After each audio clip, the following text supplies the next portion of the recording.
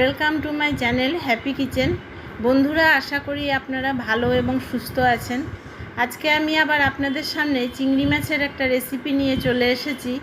আশা করি রেসিপিটা আপনাদের ভালো লাগবে এবং যদি ভালো লেগে থাকে অবশ্যই একটা লাইক দেবেন। চ্যানেলে যদি নতুন এসে থাকেন তাহলে অবশ্যই সাবস্ক্রাইব করবেন। আজকে সুস্বাদু রেসিপি হচ্ছে চিংড়ি মাছের রসা।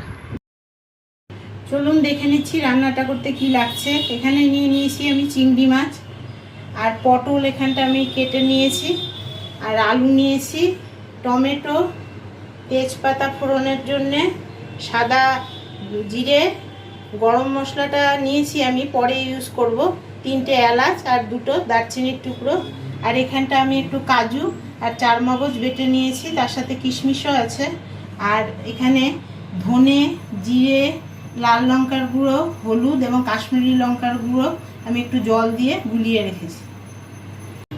চিংড়ি মাছের পিঠের দিকে একটা কালো শির মতন থাকে, সেইটাকে বের করে নিতে হবে। এইভাবে বের করে নিতে হবে। গ্যাস ওভেনে আমি কড়াইটা বসিয়ে নিয়েছি, এতে দিচ্ছি আমি সরষের তেল। তেলটা আমার গরম হয়ে গিয়েছে, আমি গ্যাসের ফ্লেমটাকে একদম কমিয়ে দিয়েছি। এবার আমি আস্তে আস্তে পটলগুলো ছাড়বো। পটলগুলো এরকম করে ধার থেকে ছাড়তে হবে, নাহলে তেলটা ছিটকে উপরে উঠে আসবে। এবার আমি গ্যাসের ফ্লেমটাকে বাড়িয়ে নিয়েছি, নিয়ে পটলটাকে আমি ভেজে নেব। পাশেই একটা গ্যাস ওভেনের মধ্যে আমি দিয়ে দিচ্ছি সামান্য একটু তেল। তেলটা আমার গরম হয়ে গিয়েছে, এতে আমি দিয়ে দিচ্ছি চিংড়ি মাছটা। চিংড়ি মাছটা আমি এই কড়ায় ভেজে নেব।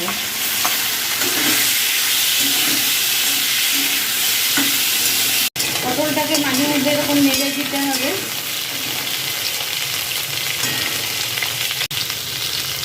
এখানে আমি সামান্য একটু নুন মিশিয়ে দিচ্ছি পটলের মধ্যে, দিয়ে এটাকে ভালো করে নেড়ে নেব। চিংড়ি মাছটা আমি ভাজা করছি এখানটা, আর চিংড়ি মাছের থেকে সবাই মোটামুটি জানেন প্রচুর জল বেরোয়, সেই জন্যে আঁচটাকে আমি একটু বাড়িয়ে তারপরে চিংড়ি মাছটাকে ভেজে নেব। চিংড়ি মাছের জলটা শুকানোর জন্য আমি এভাবে চিংড়ি মাছগুলো একটু সাইড করে দিয়েছি, জলটা মাঝখানে এটা তাড়াতাড়ি টেনে যাবে। টেনে গেলেই কিন্তু জলটা গ্যাসের ফ্লেমটাকে একদম কমিয়ে দিতে হবে, আর অল্প একটু নাড়াচাড়া করেই চিংড়ি মাছটাকে আমি উঠিয়ে নেব। এবার আমি গ্যাসের ফ্লেমটাকে কমিয়ে দেব, আর চিংড়ি মাছটা একটু নাড়াচাড়া করেই নামিয়ে নেব। চিংড়ি মাছ বেশি ভাজলে পরে একটা চিমড়ে টাইপের হয়ে যায়, সেই জন্য আমার চিংড়ি মাছটা আমি বেশি ভাজলাম না, হয়ে গেছে আমার ভাজা। চিংড়ি মাছটা আমার ভাজা হয়ে গেছে, পটলটাও আমার ভাজা হয়ে এসেছে। পটলটাকে এবার আমি তুলে নেব, এবং গ্যাসের ফ্লেমটাকেও আমি কম করে দিয়েছি। ওই ফ্লেমটা আমার কমানো আছে গ্যাসের, এই অবস্থাতেই আমি 2টো তেজপাতা ধুয়ে নিয়ে এতে ফোড়ন দিচ্ছি।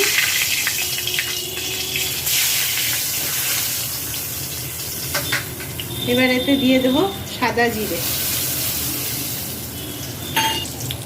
জিরেটাকে একটু নাড়াচাড়া করে নিয়েছি, এবার এতে অ্যাড করছি আলু। আলুটা আমি একটু নাড়াচাড়া করে দিয়ে দিচ্ছি এতে টমেটো। আমি এখানে একটা মিডিয়াম সাইজের টমেটো কুচিয়ে রেখেছিলাম, সেটা টমেটোটা একটু আগেই দিলাম, কারণ এখনকার টমেটোগুলো সহজে গলতে যায় না, সেই জন্য আমি একটু আগেই দিয়ে দিলাম টমেটো।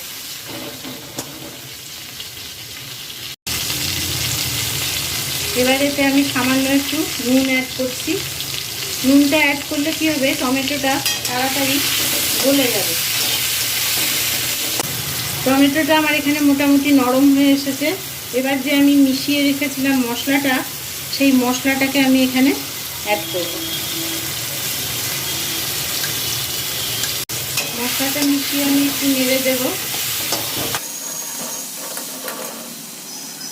যে বাটিটার মধ্যে মশলা রাখা ছিল সেই বাটিটার মধ্যে সামান্য একটু জল দিয়ে সেই জলটাও আমি অ্যাড করছি।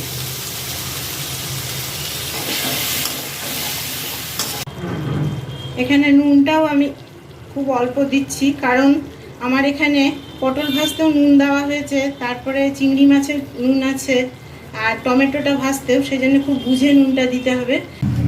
পটলের তরকারিতে কিন্তু নুনটা খুব হট করে বেশি হয়ে যায়, সেই জন্য সবসময় হিসাব করে দিতে হবে।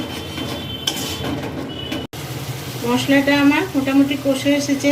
এবার এতে অ্যাড করছি আমি চিনি। এই তরকারিটাতে বা চিংড়ি মাছ দিয়ে যে আলু পটলের তরকারিটা একটু মিষ্টি মিষ্টি স্বাদ ভালো লাগে।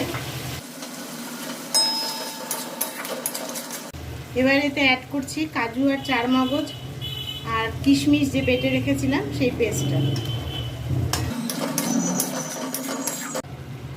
পেস্টটা দেওয়ার পরে আমি ভালো করে মিশিয়ে নিলাম। আমার কাজু কিশমিশের পেস্টটা দিয়ে কষানো হয়ে গেছে। এবার এতে অ্যাড করছি আমি এখানে গরম জল। আমি রান্নাতে বেশিরভাগ সময় গরম জলটা ইউজ করা পছন্দ করি। একেতে তো রান্নাটাও তাড়াতাড়ি হবে, আর তাছাড়া গরম জল দিলে পরে রান্নার টেস্ট বেড়ে যায়। এবার কড়াইটাকে আমি ঢাকা দিয়ে 1 মিনিটের জন্য রেখে দেব। ঢাকনাটা আমি তুলে নিয়েছি। এবার এর আলুটাও আমার ভালো করে সেদ্ধ হয়ে গেছে।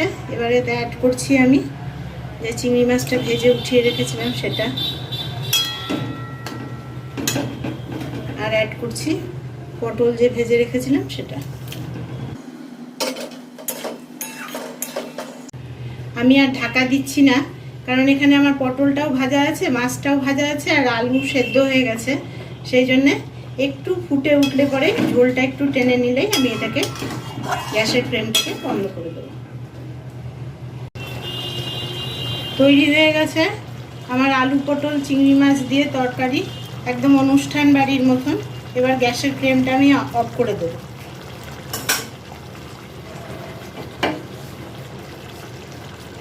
এবার এতে অ্যাড করছি আমি 1/2 চামচ মতন ঘি,